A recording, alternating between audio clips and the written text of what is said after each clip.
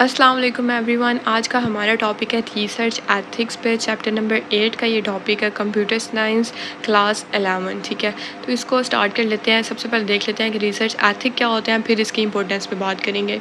Research ethics are the principles and guidelines that researcher follow to ensure their work is honest, respectful and fair. Research ethic वो principle और rules होते हैं जो ensure करते हैं कि रिसर्च हमारी ऑनेस्ट है, फेयर है, रिस्पेक्टफुल है। ठीक है, these ethics help maintain the integrity of research and protect the rights and well-being of anyone involved in a study, including the participants, the research community and society at large। तो ये ethics research की integrity को protect करते हैं, ठीक है, और participant के राइट्स और वेलबींग का ख्याल रखते हैं। ओके हो गया। एग्जाम्पल देख लें। Imagine you are conducting a survey on how social media affect your classmate study habit.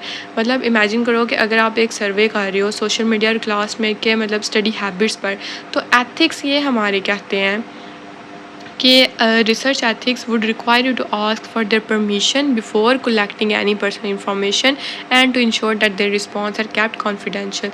तो एथिक्स हमारे ये कहते हैं कि पहले परमिशन लो, ठीक है, इन्फॉर्म्ड मतलब उनको पहले बताओ, उनसे पहले इजाज़त लो कि मैं ये चीज़ करने लगी हूँ तो मैं कर लूँ, ठीक है, और जो रिस्पॉन्स मिले उन्हें कॉन्फिडेंशियल रखो। और ये नहीं कि हर जगह जाके बताते फिरो, उन्हें कॉन्फिडेंशियल रखो, मतलब किसी को नहीं बताओ, सिर्फ खुद तक ही रखो। ठीक है, तो ये बेसिकली हमारे पास एथिक होते हैं, रिसर्च एथिक्स होते हैं। ठीक है, कि अगर हम देखें मतलब अगर हम कोई भी सर्वे कंडक्ट कर रहे हैं कि कैसे सोशल मीडिया हमारे क्लासमेट्स को अफेक्ट कर रहा है, ठीक है, उनकी स्टडी हैबिट को कैसे अफेक्ट कर रहा है, तो मैं पहले उनसे पूछूंगी ना, ठीक है, कोई भी उनकी पर्सनल इन्फॉर्मेशन कलेक्ट करने से पहले, और इंश्योर करूँगी कि आप जो भी मुझे बताओगे ना कि कैसे सोशल मीडिया आपकी स्टडी हैबिट्स को अफेक्ट कर रहा है, तो वो मैं किसी को नहीं बताऊँगी, मैं उसको कॉन्फिडेंशियल रखूँगी।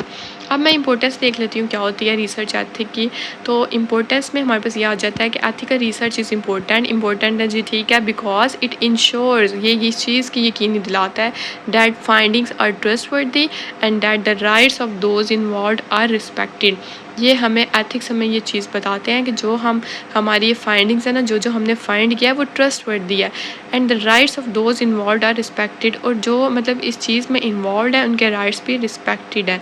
मतलब इसका मतलब क्या है कि एथिकल रिसर्च हमारे लिए इसलिए ज़रूरी होता है कि फाइंडिंग्स है ना जो हमने सर्च किया है वो ट्रस्टवर्दी बनती हैं, ठीक है, पार्टिसिपेंट्स के राइट्स है ना जो वो प्रोटेक्ट होते हैं। ठीक है, बाय फॉलोइंग एथिकल गाइडलाइंस, इन एथिकल गाइडलाइंस को फॉलो करके researcher can avoid causing harm, spreading misinformation और being unfair to the people और कम्युनिटीज़ दे स्टडी। तो हार्म और मिस इन्फॉर्मेशन अवॉइड होता है इसकी वजह से। ठीक है, मतलब रिसर्चर्स अवॉइड कर सकते हैं कि कोई भी हार्म ना पहुँचे किसी को भी, ठीक है, वो मिस इन्फॉर्मेशन, कोई भी गलत इन्फॉर्मेशन स्प्रेड ना करें, ठीक है, या किसी भी लोगों के साथ वो अनफेयर ना रहें, या किसी भी कम्युनिटी के साथ वो अनफेयर ना रहें। ठीक है, ethical research also contribute to the credibility and reliability of the research, making sure that the research is valuable to the others। तो ये चीज़ बता रहा है कि रिसर्च की क्रेडिबिलिटी और रिलायबिलिटी हमारी बढ़ जाती है। ठीक है, कि ये मेक श्योर हो जाता है कि रिसर्च जो है वो हमारा वैल्यूएबल है। ओके हो गया। अच्छा जी, एग्जांपल देखिए, if you were to data and to copy someone's else work without giving them credit, plagiarism, it would be unethical. यानी अगर किसी का भी डाटा आप ले लो या किसी का भी डाटा आप कॉपी कर लो, ठीक है, तो उनको क्रेडिट दिए बगैर, ठीक है, तो ये क्या होगा, ये तो अनएथिकल है ना, ये तो प्लेजरिज्म है ना।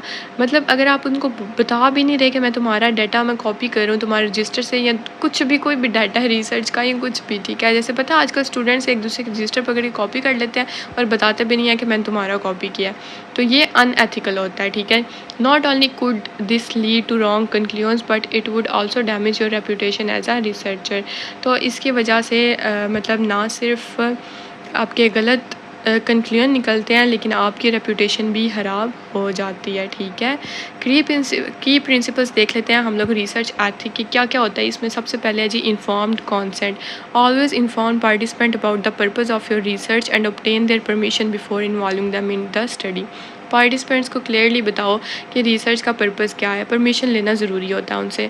कॉन्फिडेंशियलिटी में क्या होता है, की personal information and responses of participants private and do not share them without permission. यानी पार्टिसिपेंट्स की पर्सनल इन्फो और रिस्पॉन्सेज जो है ना उनको प्राइवेट रखो, बिना परमिशन के शेयर नहीं करो।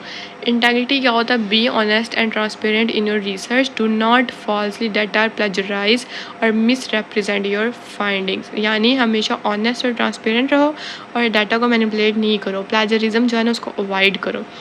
एंड वाला रिस्पेक्ट फॉर पार्टिसिपेंट्स, यानी treat all participant with respect, ensure that your research does not harm them in any way. Her participant को ना डिग्निटी के साथ ट्रीट करो, ठीक है, रिस्पेक्ट करो। रिसर्च से उनको हार्म नहीं होनी चाहिए, ठीक है। एंड पे देखिए लिखा हुआ है अवॉइडिंग बाइस, ये है बाइस्ड, आपको पता नहीं क्या होता है, तो ये वही वर्ड है अवॉइडिंग बाइस, यानी conduct your research in a fair और unbiased manner and make sure your conclusions are based on the evidence you gather.